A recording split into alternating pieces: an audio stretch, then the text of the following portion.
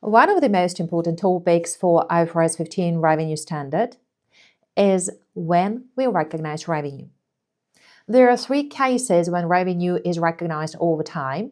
The rest means revenue is recognized at a point of time, so at a certain moment when control is passed. Let us have a look at 2 examples. Example number 1, you want to build a house. So you invite me and I'm going to work on your plot of land. At any point of time, you can say bye-bye to me, close the gate, and I won't be able to access the work that has been done to date.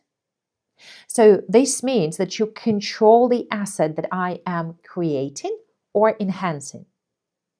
This means that if I can invoice you for the work completed to date, I will recognize revenue over time.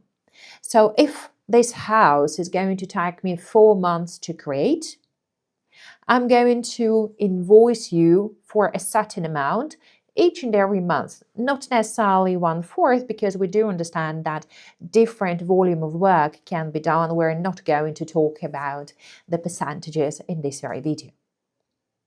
So what is important is that you are going to recognize both cost of sales and revenue.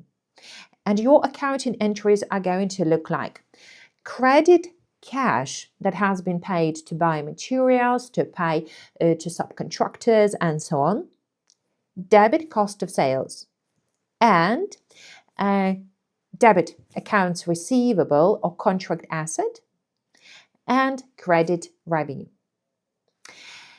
Now, what is going to happen if instead I'm going to build a house on my plot of land and then I'm going to sell it to you later? In this very case, I'm not creating an asset that is controlled by somebody else. So this means that I cannot apply revenue over time recognition. No revenue, so this means that every credit that I've made, so credit cash paid for materials, credit cash paid for works, I'm going to recognize with the debit to inventory creation, to this work in progress. And in fact, this means that I will not have any P&L. Instead, I will have growing assets, and at a certain point of time, let's say in 4 months, when the house is built and I give you the key, I am going to recognize revenue when control passes. So I'm going to recognize it as credit inventory, debit cost of sales, and debit accounts receivable, credit revenue for the price that I expect from you. So this means that the recognition of P&L is going to be shifted in times if we have revenue recognized at a point of time or over time. And it's quite important so that profit after tax in this very period actually reflects whatever the company has worked.